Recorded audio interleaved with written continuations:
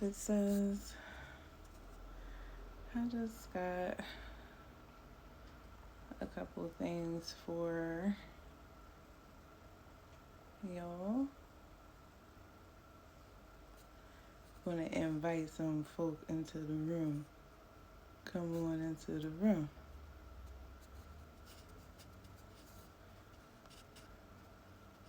I thought I was going to do a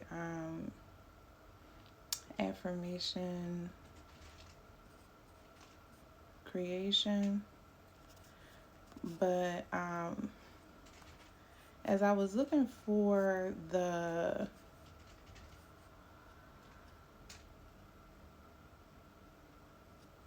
affirmation that I wanted to share, I actually came across this poem that I wanted to share, and that led me to another poem that I wanted to share. So I guess we're having a poetry moment with Fierce, poetry pandemic moment with Fierce, I guess. Because I don't feel like digging for affirmations right now. I don't feel like, not saying I don't feel like affirming myself, but I feel like we need to have a different conversation, right? Hey, Auntie. We need to have a different conversation today.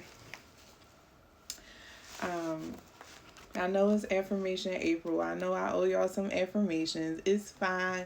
You're going to get them. And if you didn't, then check out my last few lives or IGTVs, because all the affirmations are there. But,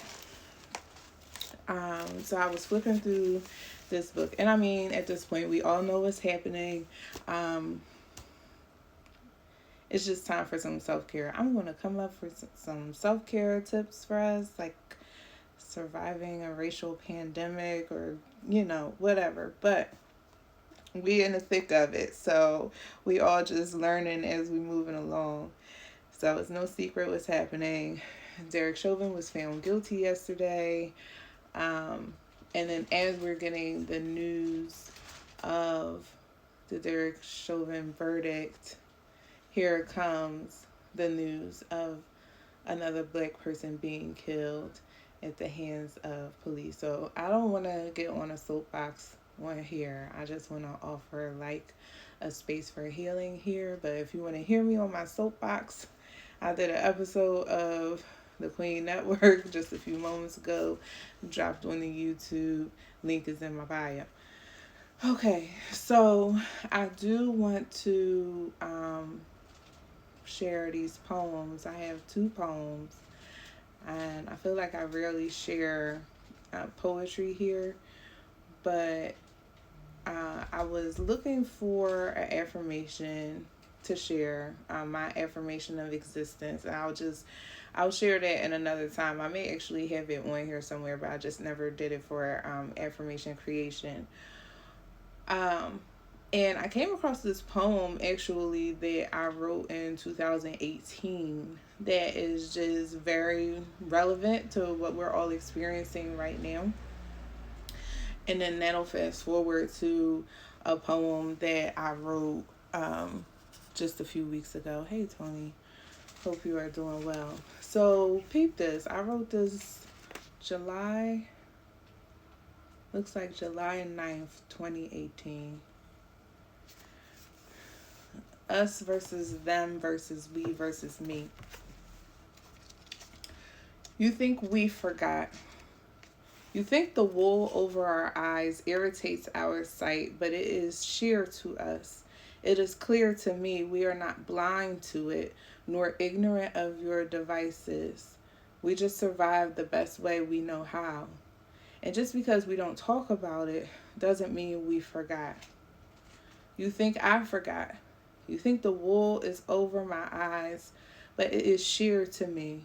I am not blind to it, nor ignorant of your devices. I just survive the best way I know how. Just because I don't talk about it doesn't mean I forgot. I am a revolution, and I will boycott and write and post and share and bitch and organize and resist to incite change. I am the change I want to see, and I cannot depend on the we. We cannot depend on the we. We must depend on ourselves. And I just found that to be relevant, because if we want to see any kind of change, and I think yes, we can stop and collectively take a sigh and pat ourselves on the back, because we, the collective we, have made action. But none of that collective we can happen if you don't incite change within yourself. So it starts with the me. It starts with the me. So even though it's us versus them versus we versus me, it starts with the me and moves to the we, because we all have to have the same mindset if we're going to go versus the them, and then it becomes us. I just came up with that little revelation just now. I have never actually shared that poem with anybody. Um, it was just something that I wrote, and as you hear, it's from 2018, and it sounds like I wrote it this morning. So, but speaking of a more recent write, there is a poem that I feel like is just as relevant and in alignment, that I wrote um, a few weeks ago, or a couple weeks ago. This poem actually woke me up out of my sleep. Well, I don't know if the poem woke me up or if I woke up and I couldn't get back to sleep unless I wrote the poem. it was one of them things. And I want to share that because I feel like it's another thing that we're feeling collectively. If I can find it, that would be great. I have my love affirmation here. As you can see, I have been writing. Looks like I wrote it a little longer than a few weeks ago, because I'm back in February. But I feel like it was sooner than that.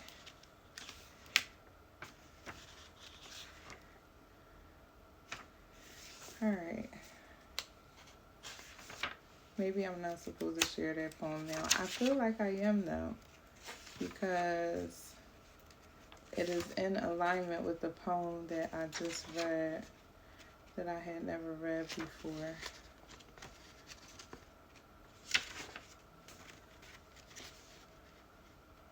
Here we go. Right in front of my face. Hey, thanks for joining. I'm just kind of providing space right now. It's no secret like what's happening in the world and in this country, and I feel like there's a lot of mixed emotions, and everybody needs a collective woosah before we jump right back into action, because as the story has been going, this is not over. It's just the beginning. We're just getting started, and I feel like we need a collective woosah. I write in all kinds of colors. Tony said, why don't I write in turquoise? You can see the writing in my book. Yeah, I write in all kinds of colors. I could write in turquoise, but I like writing in multiple colors, whatever is fitting the schmood at a time. And I'm not going to be before you long, because this poem is short and not so sweet. That's what I keep saying about it. I've watched our heart be ripped from our chest before our eyes. We stand there and watch as you fondle our blood, sweat, tears, playing with our literal heartstrings on the brink of helplessness. until we snatch our shit back, perform surgery on ourselves, sew the jagged edges until they mend, until we become reassembled and whole. You witness a miracle amidst the chaos you created. That doesn't stop you from performing unauthorized procedures. You just find new methods of recklessness, innovative ways of extracting our hearts. And we just get more creative with healing ourselves. And I think I wrote that if it doesn't seem obvious for you, the reason would be is because it's so it's just a cycle. It just keeps happening. And by it I mean the murder of Black people right before our eyes, the re-traumatization of these events, the rehearsing of it all. And we just find ways of moving on and moving forward. But it doesn't mean that we don't hurt any less. It doesn't mean that we're not feeling it any less. It doesn't mean that it's a good thing that we're so resilient. Resilience overall, yes, is a good thing. But it doesn't mean that we don't feel. It doesn't mean, like, just because we have to move forward doesn't mean that we're not carrying everything along with us. And so we do. We get creative at healing ourselves, at finding ways to move on. So I think that's it. I think that's all I got for us today. This sage can get a little unruly. You gotta be careful with the big boy. It gets a little unruly. But I just wanna leave you in peace. I wanna leave you feeling like we are all in this together. We are all collectively feeling and experiencing. And I'm hoping that it could lead to a collective healing and action. So I'm going to leave y'all in some peace. Remember, I guess the affirmation for tonight is, I am the change I want to see. Thank you so much for joining me. Ashe, and I will see y'all next time.